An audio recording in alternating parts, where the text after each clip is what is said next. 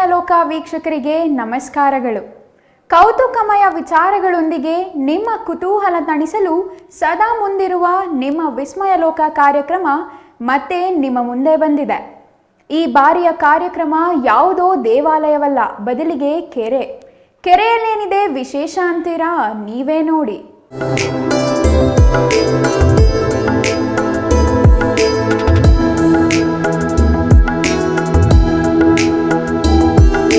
ಭಾರತ ಕೃಷಿ ಪ್ರಧಾನ ರಾಷ್ಟ್ರ. ಕೃಷಿಗೆ ಅಗತ್ಯವಾಗಿರುವ ನೀರು ಸಂಗ್ರಹಿಸಲು ಕೆರೆಗಳನ್ನು ನಿರ್ಮಿಸುವ ಪದ್ಧತಿ ಅನಾದಿ ಕಾಲದಿಂದಲೂ ಬೆಳೆದು ಬಂದಿದೆ. ಭಾರತದಲ್ಲಿ ಈಗ ಇನ್ನೂ ಒತ್ತುವರಿಯಾಗದೆ ಉಳಿದಿರುವ ಒಂದೊಂದು ಕೆರೆಗೂ ತನ್ನದೇ ಆದ ಇತಿಹಾಸವಿದೆ.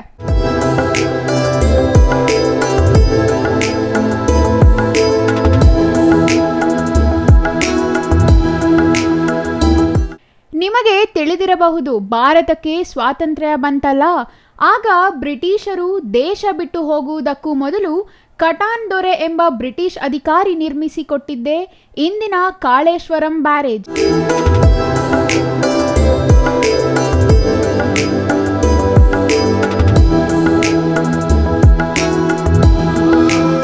ಅಷ್ಟೇ ಅಲ್ಲ, ದಾವಣಗೆರೆ ನಗರಕ್ಕೆ ಈಗ ಕುಡಿಯುವ ನೀರೊದಗಿಸುವ ಕೆರೆಯ ಹೆಸರು ಸೂಳೆಕೆರೆ.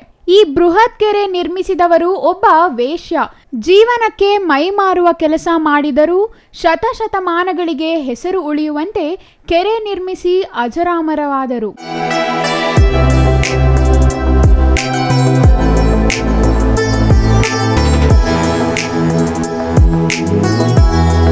ಇದೆಲ್ಲ ವಿಸ್ಮಯ ಲೋಕದಲ್ಲಿ ಯಾಕೆ ಅನ್ನೋ ಸಂಶಯ ಬಂತೆ? ತಾಳ್ಮೆ ಇರಲಿ, ಅದೇ ವಿಚಾರಕ್ಕೆ ಬರುತ್ತೇನೆ. ನಮ್ಮ ಪೂರ್ವಜರು ದೂರದೃಷ್ಟಿ ಇಟ್ಟುಕೊಂಡು ಕೆರೆಗಳನ್ನು ನಿರ್ಮಿಸಿದ್ರು. ಆದರೆ ಈಗ ನಾವು ಒತ್ತುವರಿ ಮೂಲಕ ಹಾಳು ಮಾಡುತ್ತಿದ್ದೇವೆ.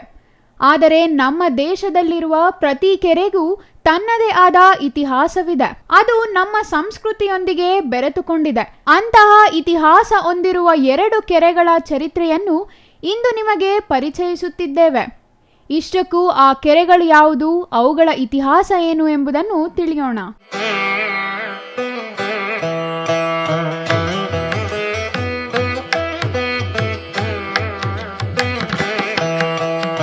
ಇಲ್ಲಿ ವಿಶಾಲವಾಗಿ ನೀರು ಹಬ್ಬಿಕೊಂಡಿದೆಯಲ್ಲ, ಇದು ಕೆರೆ.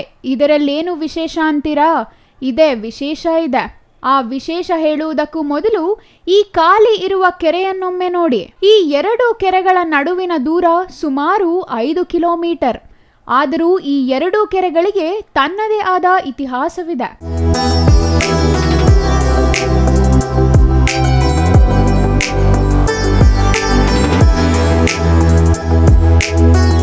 ಈ 2 ಕೆರೆಗಳಲ್ಲಿ ಒಂದನ್ನು ತಂದೆ ನಿರ್ಮಿಸಿದ್ದಾರೆ, ಮತ್ತೊಂದನ್ನು ಮಗಳು ನಿರ್ಮಿಸಿದ್ದಾರೆ. ಹಾಗೆ ತಂದೆ ಮಗಳು ಕೆರೆಗಳನ್ನು ನಿರ್ಮಿಸಲು ಕಾರಣ ಹೊಂದಿದೆ. ಆ ಕಾರಣಕ್ಕೆ ಭಾರತೀಯ ಸಂಸ್ಕೃತಿಯ ಸಂಬಂಧಗಳ ಮಿಲನವಿದೆ, ಸಂಪ್ರದಾಯಗಳ ಮಡಿವಂತಿಕೆಯ ಸ್ಪರ್ಶವಿದೆ. ಸರ್ ನಮಸ್ಕಾರ, ನನ್ನ ಹೆಸರು ಶ್ರೀನಿವಾಸ್ ಅಂತ. ದೊಡ್ಡಬೆಳಗುರ್ಕಿ ಪಂಚಾಯತಿ ಸಾಂಸನಹಳ್ಳಿ ಗ್ರಾಮ ನಮ್ಮದು.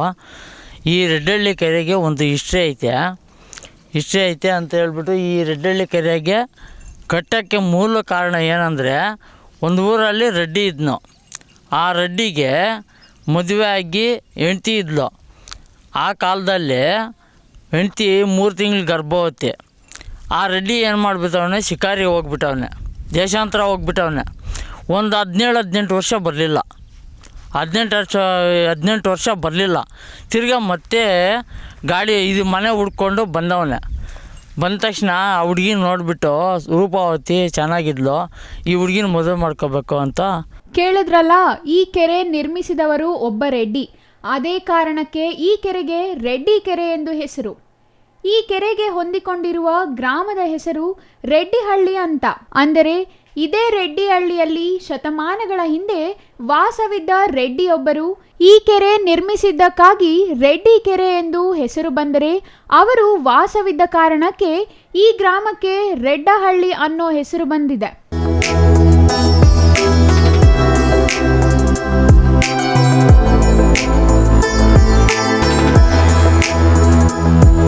ಪುರಾಣ ಕಾಲದಲ್ಲಿದ್ದ ಈ ರೆಡ್ಡಿಗೆ ಒಟ್ಟು 7 ಮದುವೆಗಳಾಗಿತ್ತಂತೆ.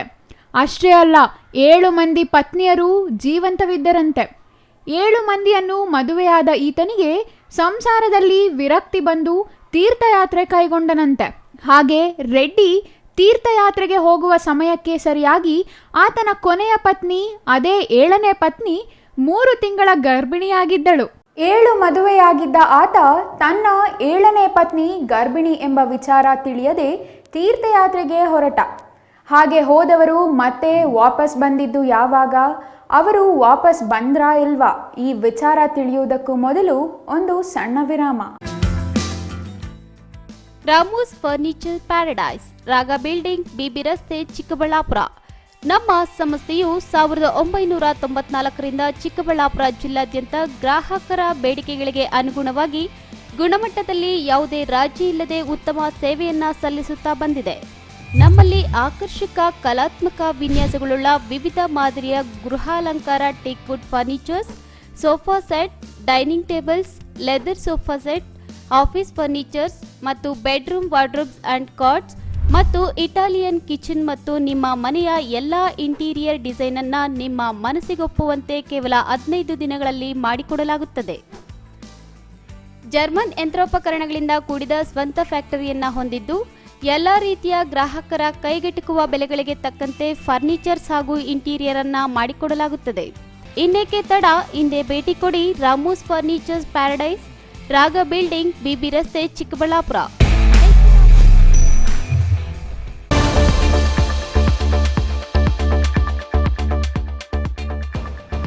ನೀವು ಪತ್ರಕರ್ತರಾಗಬೇಕೇ?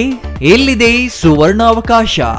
ಬೆಂಗಳೂರು ಮತ್ತು ಬೆಂಗಳೂರು ಗ್ರಾಮಾಂತರ, ತುಮಕೂರು, ಕೋಲಾರ, ಬಂಗಾರಪೇಟೆ, ಕೆಜಿಎಫ್, ಶ್ರೀನಿವಾಸಪುರ ಮತ್ತು ಮುಳಬಾಗಿಲು ತಾಲೂಕುಗಳ ಯುವಕರು ಸಂಪರ್ಕಿಸಬಹುದು. ಅಶ್ವತ್ಥ ನಾರಾಯಣ ಎಲ್ 9535611141.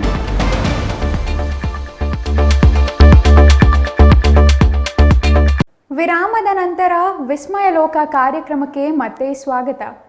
ತೀರ್ಥಯಾತ್ರೆಗೆ ಹೋದ ರೆಡ್ಡಿಯ ಕತೆ ಏನಾಯ್ತು ಅನ್ನೋದನ್ನ ಮುಂದೆ ನೋಡಿ. ಈ ರೆಡ್ಡಳ್ಳಿ ಕೆರೆಗೆ ಒಂದು ಹಿಸ್ಟ್ರಿ ಐತೆ. ಒಂದು ಊರಲ್ಲಿ ರೆಡ್ಡಿ, ದೊಡ್ಡ ರೆಡ್ಡಿ ಆ ಕಾಲದಲ್ಲಿ. ಆ ರೆಡ್ಡಿ ಮದುವೆ ಆಗಿತ್ತು, ಹೆಂಡ್ತಿ ಇದ್ಲು. ಅವನು ಇದಕ್ಕಿದ್ದಂಗೆ ದೇಶಾಂತರ ಹೋಗ್ಬಿಟ್ಟ, ಒಂದು 18 ವರ್ಷ ಹೋಗ್ಬಿಟ್ಟ. ಆ ಹೋಗೋವಾಗ ಹೆಂಡ್ತಿ 3 ತಿಂಗಳು ಗರ್ಭವತಿ. ಆ ಗಂಡನಿಗೆ ಹೇಳಿಲ್ಲ. ಬಂದ ತಕ್ಷಣ ಬಸ್ರಿ ಇದು ಡೆಲಿವರಿ ಆಗಿ 18 ವರ್ಷ ಮಗು ಇತ್ತು ಅಮ್ಮನ್ಕ. ತಿರ್ಗಿ 18 ವರ್ಷ ಮೇಲೆ ಆ ರೆಡ್ಡಿ ಬರ್ತಾನೆ ಮನೆಗೆ. ರೆಡ್ಡಿ ಬಂದ ತಕ್ಷಣ ಯಾರು ಈ ಹುಡುಗಿ ಅಂತ ಕೇಳ್ತಾನೆ ಹೆಂಡ್ತಿನ. ಹಾಗೆ ಸಾಂಸಾರಿಕ ಜೀವನದ ಮೇಲೆ ಬೇಸರ ಬಂದು ತೀರ್ಥಯಾತ್ರೆಗೆ ಹೋಗಿದ್ದ ರೆಡ್ಡಿ 16 ವರ್ಷಗಳ ನಂತರ ವಾಪಸ್ ಬಂದಿದ್ದಾನೆ. ಆತ ತೀರ್ಥಯಾತ್ರೆಗೆ ಹೋದನಲ್ಲ, ಆಗ ಆತನ 7ನೇ ಪತ್ನಿ ಗರ್ಭಿಣಿಯಾಗಿದ್ದಳಲ್ಲ. ಆಕೆಗೆ 7 ತಿಂಗಳ ನಂತರ ಒಂದು ಹೆಣ್ಣು ಮಗುವಿಗೆ ಜನ್ಮ ನೀಡಿದ್ದಾಳೆ. ಆ ಮಗುವನ್ನ ಸತತ 16 ವರ್ಷ ಮುದ್ದಿನಿಂದ ಸಾಕಿದ್ದಾಳೆ. ಮಗು 16 ವರ್ಷದವಳಾಗಿದ್ದಾಗ ಅಪ್ಪನಾದ ರೆಡ್ಡಿ ತೀರ್ಥಯಾತ್ರೆ ಮುಗಿಸಿ ಬಂದಿದ್ದಾನೆ. ನಮ್ಮ ಹುಡುಗಿರಿ, ನಿನ್ನ ಮಗಳು ನೀನು ಹೋಗುವಾಗ 3 ತಿಂಗಳು ಗರ್ಭವತಿ, ನಮ್ಮ ಮಗುನೇ ಇದು ಅಂತ ಕೇಳಿದ್ರೆ ಯಾರ್ಯಾರು ಹೇಳ್ತಾರೆ ಊರಲ್ಲೇ ನಿನ್ನ ಮಗಳಪ್ಪ ಅಂತ. ಆಯಪ್ಪ ರೆಡ್ಡಿ ಕೇಳಿಲ್ಲ.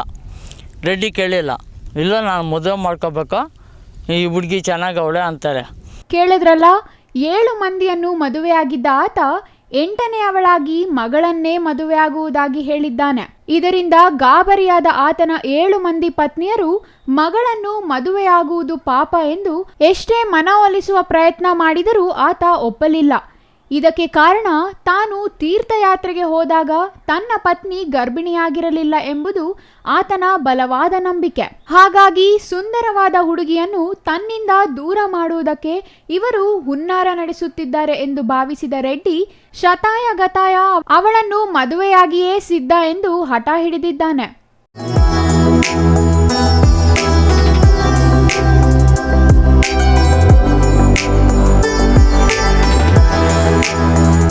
ಆಗ ಧೈರ್ಯವಾಗಿ ಮುಂದೆ ಬಂದ ಮಗಳು ತಾನು ಒಂದು ಷರತ್ತು ವಿಧಿಸುವುದಾಗಿ, ಆ ಷರತ್ತಿನಲ್ಲಿ ಗೆದ್ದರೆ ಮದುವೆಯಾಗಲು ಒಪ್ಪುವುದಾಗಿ ತನ್ನ ತಂದೆಗೆ ಸವಾಲು ಹಾಕಿದ್ದಾಳೆ. ಅದು ಯಾವುದೇ ಷರತ್ತು ಆದರೂ ಗೆದ್ದು ಮದುವೆಯಾಗಿಸುವುದಾಗಿ ರೆಡ್ಡಿ ಹೇಳಿದ್ದಾನೆ.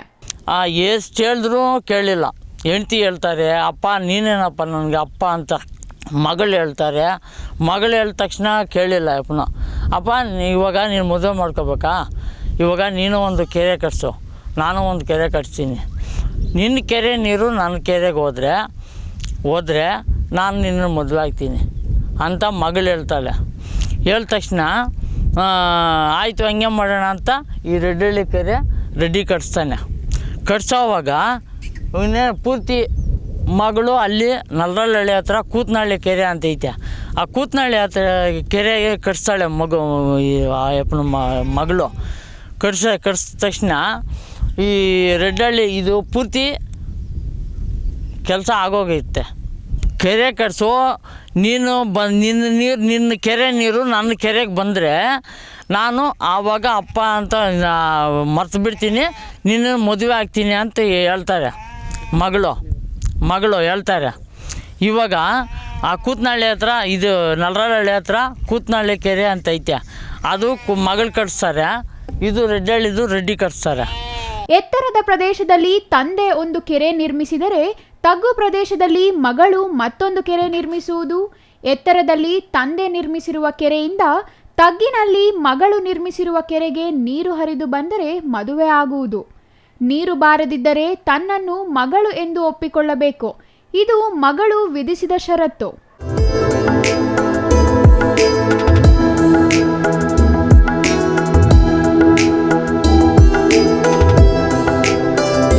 ಹಾಗೆ ಎತ್ತರದಲ್ಲಿ ತಂದೆ, ತಗ್ಗಿನಲ್ಲಿ ಮಗಳು ಕೆರೆಗಳನ್ನು ನಿರ್ಮಿಸುವ ಕಾಯಕದಲ್ಲಿ ತೊಡಗಿದರು.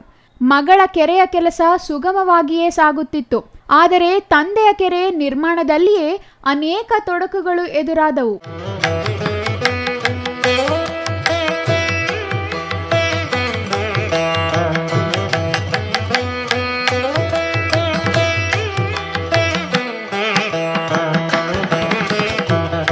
ಇಲ್ಲಿ ಕಾಣ್ತಾ ಇದೆಯಲ್ಲ ಈ ಕೆರೆ ನೀರಿನ ಮಧ್ಯಭಾಗದಲ್ಲಿ ಒಂದು ಬೃಹತ್ ಕಲ್ಲು ಬಂಡೆಯೊಂದು ಇತ್ತು ಅಂದರೆ ಈಗ ಇಲ್ಲ ಅಂತಲ್ಲ, ಈಗಲೂ ಇದೆ. ಆದರೆ ಅದು ಹೂಳಿನಲ್ಲಿ ಹೂತು ಹೋಗಿದೆ ಅಷ್ಟೆ.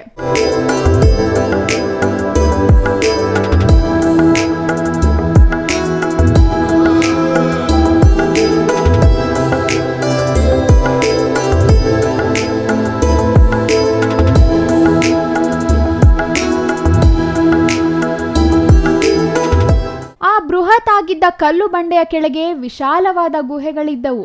ಈ ಕೆರೆಯನ್ನು ರೆಡ್ಡಿ ಅನ್ನೋರು ನಿರ್ಮಾಣ ಮಾಡಿದ್ರಲ್ಲ, ಆಗ ಆಂಧ್ರ ಪ್ರದೇಶ ಮತ್ತು ತಮಿಳುನಾಡಿನಿಂದ ಕೂಲಿ ಆಳುಗಳನ್ನು ಕರೆಸಿದ್ರು. ಹಾಗೆ ಬಂದು ಕೆರೆಯ ಕೆಲಸ ಮಾಡುತ್ತಿದ್ದ ಆಳುಗಳು ರಾತ್ರಿ ಆಗುತ್ತಿದ್ದಂತೆ ಆ ಬೃಹತ್ ಕಲ್ಲು ಬಂಡೆಯ ಕೆಳಗಿದ್ದ ಗುಹೆಯಲ್ಲಿ ಮಲಗುತ್ತಿದ್ದರು. ಹಾಗೆಯೇ ಅಂದೂ ಕೂಡ ಬಂಡೆಯ ಕೆಳಗಿದ್ದ ಗುಹೆಯಲ್ಲಿ ಮಲಗಿದ್ದ ಆಳುಗಳು ಬೆಳಿಗ್ಗೆ ಏಳಲೇ ಇಲ್ಲ. ನಲ್ಲರಳ್ಳಿ ಹತ್ರ ಕೂತ್ನಹಳ್ಳಿ ಕೆರೆ ಅಂತ ಐತೆ, ಅದು ಮಗಳು ಕಟ್ಸ್ತಾರೆ. ಇದು ರೆಡ್ಡಳ್ಳಿದು ರೆಡ್ಡಿ ಕಟ್ಸ್ತಾರೆ. ಇದು ಪೂರ್ತಿ ಫಿನಿಶ್ ಆಗೋ ಇರ್ತದೆ. ಈ ಒಡ್ರಿಗಳು ಏಡೂರು ಒಡ್ರಿಗಳು ಆವಾಗ ಈ ಎಮ್ಮೆ ಕೋಣ ಎತ್ತಿನ ಬಂಡಿಯಲ್ಲಿ ಮಣ್ಣು ಹೊಡೆದಿರೋದು ಎಲ್ಲ ಮಲಗಿರ್ತದೆ ಪಾಪ. ಆ ಕೆಲಸ ಮಾಡಿ ಸುಸ್ತಾಗಿರ್ತೈತೆ, ಮಲಗಿರ್ತಾರೆ. ಮೇಲಕ್ಕೆ ಆ ಬೆಟ್ಟಗಳ ಹತ್ರ ಮಳೆ ಬಿದ್ದಿರ್ತದೆ. ಒಂದೇ ಸಮನ ಬಂದು ಕೆರೆ ತುಂಬ್ತದೆ. ಕೆರೆ ತುಂಬಿದ ತಕ್ಷಣ ಎಲ್ಲರೂ ಸತ್ತೋಗ್ತಾರೆ ಪಾಪ. ಒಂದು ತೊಟ್ಲು ಮಗುದು, ಒಂದು ತೊಟ್ಲು, ಒಂದು ಕೋಳಿ ಹುಂಜ, ಅವ್ರದ್ದು ಸಾಕಿರೋದು ಕೋಳಿ ಹುಂಜ ಇದು ತೇಲ್ತಾ ಇರುತ್ತೆ, ಗುಂಡೆ ಮೇಲೆ ಇರ್ತದೆ. ಬಂಡೆ ಐತೆ ಇಲ್ಲಿ ಕೆರೆ ಮಧ್ಯದಲ್ಲಿ ಬಂಡೆ, ಅದು ಎಲ್ಲ ಮುಳುಗೋಗೈತೆ. ತಿರ್ಗಾ ಆ ರೆಡ್ಡಿ ಅಂತಾನೆ ಅದು ಕೂತ್ನಹಳ್ಳಿ ಕೆರೆದು. ಕೇಳಿದ್ರಲ್ಲ, ಅಂದು ರಾತ್ರಿ ಮಲಗಿದ್ದ ಆಳುಗಳಿಗೆ ಯಮ ಸ್ವರೂಪಿಯಾಗಿ ಬಂದಿದ್ದು ಪ್ರಳಯದಂತಹ ಮಳೆ. ಅತಿಯಾದ ಮಳೆಯಿಂದಾಗಿ ಅತಿಯಾಗಿ ನೀರು ಬಂದು ತುಂಬಿಕೊಂಡಿದೆ. ನಿದ್ದೆಯಲ್ಲಿದ್ದ ಅಷ್ಟೂ ಆಳುಗಳು ಗುಹೆಯಲ್ಲಿಯೇ ಜಲಸಮಾಧಿಯಾದರು.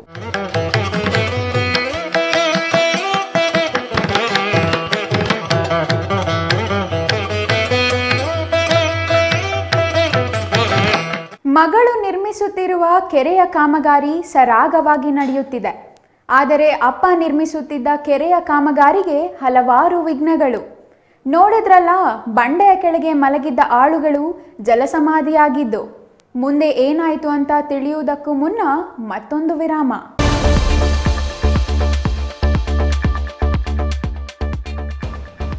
ನೀವು ಪತ್ರಕರ್ತರಾಗಬೇಕೇ? ಎಲ್ಲಿದೆ ಸುವರ್ಣಾವಕಾಶ. ಬೆಂಗಳೂರು ಮತ್ತು ಬೆಂಗಳೂರು ಗ್ರಾಮಾಂತರ, ತುಮಕೂರು, ಕೋಲಾರ, ಬಂಗಾರಪೇಟೆ, ಕೆಜಿಎಫ್, ಶ್ರೀನಿವಾಸಪುರ ಮತ್ತು ಮುಳಬಾಗಿಲು ತಾಲೂಕುಗಳ ಯುವಕರು ಸಂಪರ್ಕಿಸಬಹುದು. ಅಶ್ವತ್ಥ ನಾರಾಯಣ ಎಲ್ 9535611141.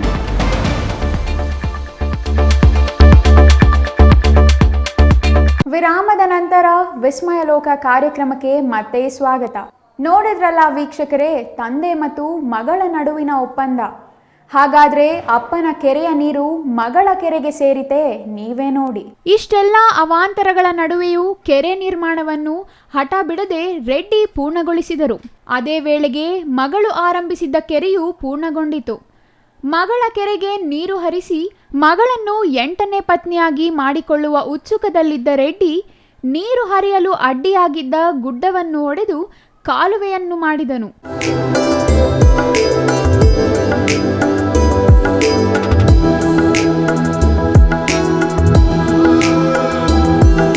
ಹೀಗೆ ಇಬ್ಬಾಗವಾಗಿರುವ ಗುಡ್ಡ ಕಾಣ್ತಾ ಇದೆಯಲ್ಲ, ಈ ಕಣಿವೆ ಮೂಲಕವೇ ಕಾಲುವೆ ತೆಗೆದು ನೀರು ಹರಿಸಿದರು. ತಗ್ಗು ಪ್ರದೇಶಕ್ಕೆ ಸುಲಭವಾಗಿಯೇ ನೀರು ಹರಿಯತೊಡಗಿತು. ಆವಾಗ ಕೆರೆ ಇದು ನಿರ್ಮಾಣ ಆಯಿತು. ಆ ಕೆರೆ ತುಂಬೋಯ್ತು. ಈ ಕೆರೆ ನಿರ್ಮಾಣ ಆದಮೇಲೆ ಆ ಕೆರೆ ತುಂಬ ನೀರು ಅವೆ. ಸರಿ ಬಿಡಬೇಕಿನ್ನು ಕೆರೆಗೆ. ಕಾಲುವೆ ಮುಖಾಂತರ ಬಂತು ನೀರು, ಅರ್ಧಕ್ಕೆ ಬಂತು. ಅರ್ಧ ಆಳದಲ್ಲಿ ನಿಂತ್ಕೊಂಡು ಕಿವಿಯಲ್ಲಿರೋಂಥ ವಾಲೆ ತೆಗೆದು, ನಮ್ಮ ಅಪ್ಪನಿಗೆ ನಾನು ಹುಟ್ಟಿದ್ರೆ, ನಮ್ಮ ತಾಯಿ ಸಾಚ ಆಗಿದ್ದರೆ ಈ ಕಡೆ ಹೋಗಿ ನಮ್ಮ ಅಪ್ಪನ ಕೆರೆ ಕಿತ್ತೋಗಲಿ, ನನ್ನ ಕೆರೆ ಶಾಶ್ವತವಾಗಿರಲಿ ಅಂತ ವಾಲೆ ತೆಗೆದು ಸೆಂಟ್ರ್ ಕಾಲುವೆಗೆ ಹಾಕಿರೋದು. ಬರೋ ನೀರು ಹಿಂದಕ್ಕೆ ಹೋಗಿ ಕಟ್ಟೆ ಇದು ಕಿತ್ಕೊಂಡು ಹೊರಟೋಗಿದೆ.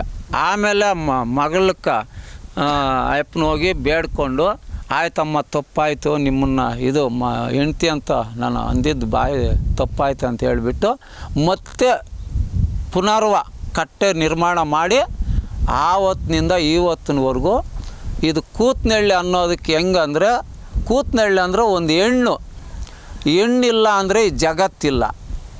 ಈ ಜಗತ್ತಲ್ಲಿ ಒಂದನೇ ಪ್ಲೇಸ್ ಇರೋದು, ಒಂದನೇ ಸ್ಥಾನ ಅನ್ನೋದು ಹೆಂಗಸ್ರಿಗೆ ಮಾತ್ರ.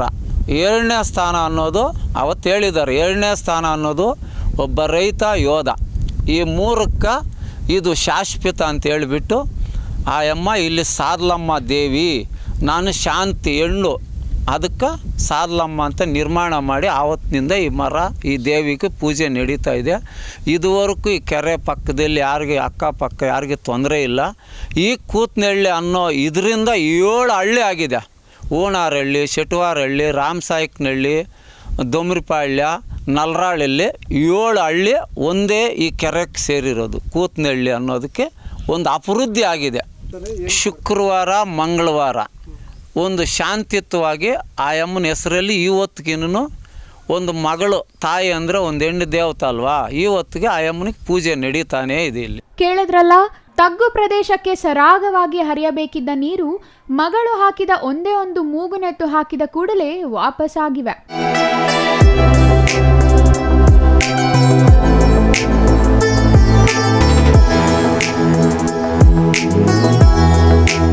ಜಪ್ಪಯ್ಯ ಅಂದ್ರು ನೀರು ಮಗಳ ಕೆರೆಗೆ ಹರಿಯಲೇ ಇಲ್ಲ. ಯಾವಾಗ ಮಗಳ ಕೆರೆಗೆ ನೀರು ಹರಿಯಲಿಲ್ಲವೋ ಆಗ ರೆಡ್ಡಿಗೆ ಜ್ಞಾನೋದಯವಾಯಿತು. ನಿಜವಾಗಿಯೂ ಅವಳು ತನ್ನ ಮಗಳೇ ಎಂಬುದನ್ನು ಆತ ಒಪ್ಪಿಕೊಂಡು ಮಗಳನ್ನು ಕ್ಷಮೆ ಕೇಳುತ್ತಾನೆ. ಅಲ್ಲದೆ ಮದುವೆಯಾಗಬೇಕೆಂಬ ಆಸೆಯನ್ನು ಕೈಬಿಡುತ್ತಾನೆ. ಅಲ್ಲೇ ಮಗಳು, 7 ಜನ ಹೆಂಡ್ತಿರಿಗೂ ಕೊನೆ ಹೆಂಡ್ತಿಗೆ ಒಬ್ಬ ಮಗಳು. ರೆಡ್ಡಿ ಏನು ಮಾಡಿದ್ದಾನೆ, ನನಗೆ ನನ್ನ ಹೆಂಡ್ತಿರು 7 ಜನ ಸೇರಿಕೊಂಡು ನನಗೆ ಕೊನೆ ಹೆಂಡ್ತಿ 8ನೇದು ಕರ್ಕೊಂಬಂದಿದ್ದಾರೆ ಅಂತ ಮಗಳನ್ನ ಹೆಂಡ್ತಿ ಅಂತ ಸ್ವೀಕರಿಸೋಕೆ ಹೋಗಿದ್ದಾನೆ. ಆಗ ಏನಾಯಿತು ಅಂದರೆ, ನೋಡಿಯಪ್ಪ ನಾನು ಖುದ್ದು ನಿನ್ನ ಮಗಳು, ಆದರೆ ನೀನು ಒಪ್ತಾ ಇಲ್ಲ. ನಂದೊಂದು ಕಂಡೀಷನ್ ಇದೆ. ನಾನು ಸಾಚಿಯಾಗಿ ನಮ್ಮಮ್ಮನಿಗೆ ನಿನಗೆ ಹುಟ್ಟಿದ್ರೆ ನಾನೊಂದು ಕೂತ್ನಳ್ಳಿ ನನ್ನ ಹೆಸರದಲ್ಲಿ ಒಂದು ಕೆರೆ ಕಟ್ಟಿಸ್ತೀನಿ. ನಿನ್ನ ಕೆರೆಗೆ ನನ್ನ ಕೆರೆಗೆ ಏನು ಕನಿಷ್ಠ ಪಕ್ಷ ಅಂದರೆ 3,000ದಿಂದ 4,000 ಮೊಟ್ಟು ನಂದು ಆಳದಲ್ಲಿರೋದು ಕೆರೆ, ನಿಂದು ಮೇಲೆ ಇರೋದು. ನಾನೊಂದು ಕಾಲುವೆ ತೆಗೆಸ್ತೀನಿ ದೊಡ್ಡದಾಗಿ. ನಿನ್ನ ಕೆರೆಯಿಂದ ನನ್ನ ಕೆರೆಗೆ ನೀರು ಬಂದರೆ ಆವಾಗ ನಿನಗೆ ಹೆಂಡ್ತಿಯಾಗಿ ನಾನು ನಿಲ್ತೀನಿ. ಅದುವರೆಗೂ ಕಾಯಿ ಅಂತ ಹೇಳಿಬಿಟ್ಟು ಮಗಳು ಆವಾಗ ಅರ್ಧ ನೀರು ಆ ಕಾಲುವೆಗೆ ಬಂದು ಕೆರೆ ನಿರ್ಮಾಣ ಮಾಡಿದ್ದು ಎಲ್ಲ ರೆಡಿ ಮಾಡಿದ ಮೇಲೆ ಅಲ್ಲಿ ಅದು ಮೇಲೆ ಇದೆ, ಓವರ್ ಟ್ಯಾಂಕಿ ಥರ ಅದು. ಆದ್ರೂ ಆವಾಗ ಬರಲಿಲ್ಲ ನೀರು. ಆವಾಗ ಅಪ್ಪ ಒಪ್ಕೊಂಡಿದ್ದಾನೆ, ಸತ್ಯ ಮಗಳು. ಆಮೇಲೆ ಮಗಳಕ್ಕೆ ಅಪ್ಪನ ಹೋಗಿ ಬೇಡ್ಕೊಂಡು, ಆಯ್ತಮ್ಮ ತಪ್ಪಾಯಿತು, ನಿಮ್ಮನ್ನು ಇದು ಹೆಂಡ್ತಿ ಅಂತ ನಾನು ಅಂದಿದ್ದು ಬಾಯಿ ತಪ್ಪಾಯ್ತು ಅಂತ ಹೇಳಿಬಿಟ್ಟು ಮತ್ತೆ ಪುನರ್ವ ಕಟ್ಟೆ ನಿರ್ಮಾಣ ಮಾಡಿ ಆವತ್ತಿನಿಂದ ಇವತ್ತಿನವರೆಗೂ ಇದು ಕೂತ್ನಳ್ಳಿ ಅನ್ನೋದಕ್ಕೆ ಹೆಂಗಂದರೆ, ಕೂತ್ನಳ್ಳಿ ಅಂದರೆ ಒಂದು ಹೆಣ್ಣು, ಅದಕ್ಕೆ ಸಾದಲಮ್ಮ ಅಂತ ನಿರ್ಮಾಣ ಮಾಡಿ ಆವತ್ತಿನಿಂದ ಈ ಮರ, ಈ ದೇವಿಗೆ ಪೂಜೆ ನಡೀತಾ ಇದೆ. 2 ಕೆರೆಗಳು ನಿರ್ಮಾಣವಾದ ಕಾರಣ ಹಲವಾರು ಹಳ್ಳಿಗಳ ಜನ ಜಾನುವಾರುಗಳಿಗೆ ಕುಡಿಯುವ ನೀರು ಲಭ್ಯವಾಗುವ ಜೊತೆಗೆ 100 ಎಕರೆ ಪ್ರದೇಶದ ಜಮೀನಿನಲ್ಲಿ ಬೆಳೆ ಬೆಳೆಯಲು ಅನುಕೂಲವಾಗಿದೆ.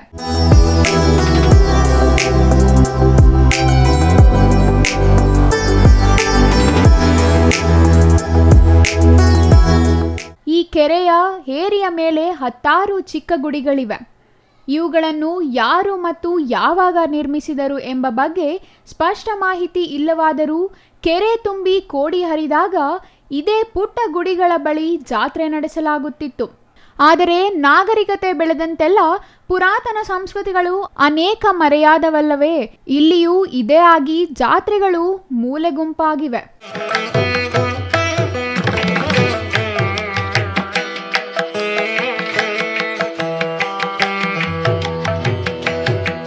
ಇನ್ನು ಇದೇ ಏರಿಯ ಮೇಲೆ ಒಂದು ವೀರಗಲ್ಲು ಇದೆ.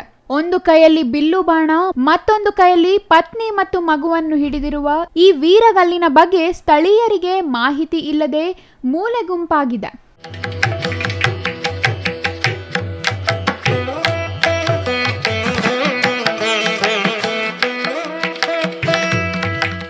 ಒಟ್ನಲ್ಲಿ ಮಗಳು ಎಂಬುದನ್ನು ಸಾಬೀತುಪಡಿಸಲು ಗ್ರಾಮೀಣ ಬಾಲೆಯೊಬ್ಬಳು ಮಾಡಿದ ಸಾಹಸಗಾಥೆ. ಸಾರ್ವಜನಿಕ ಉಪಯೋಗಕ್ಕಾಗಿ ಕೆರೆಗಳ ನಿರ್ಮಾಣ ಸೇರಿದಂತೆ ಎಲ್ಲ ವಿಚಾರಗಳು ನೋಡಿದ್ರಿ ಅಲ್ವಾ?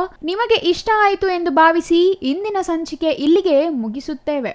ನೋಡಿದ್ರಲ್ಲ ವೀಕ್ಷಕರೇ, ಮಗಳ ಪಾತಿವ್ರತೆಯನ್ನ. ಅಷ್ಟೇ ಅಲ್ಲ, ಬಲವಾದ ಆತ್ಮವಿಶ್ವಾಸ ಇದ್ದರೆ ಎಲ್ಲವೂ ಸಾಧ್ಯ ಎಂಬುದನ್ನು ಸಾಬೀತುಪಡಿಸಿದ ಮಗಳ ವಿಚಾರವನ್ನ. ನಿಮಗೆ ಇಷ್ಟ ಆಯಿತು ಎಂದು ಭಾವಿಸಿ ಮುಂದಿನ ವಾರ ಮತ್ತೊಂದು ವಿಸ್ಮಯಕಾರಿ ವಿಚಾರದೊಂದಿಗೆ ಭೇಟಿಯಾಗೋಣ. ಅಲ್ಲಿಯವರೆಗೂ ನಮಸ್ಕಾರ.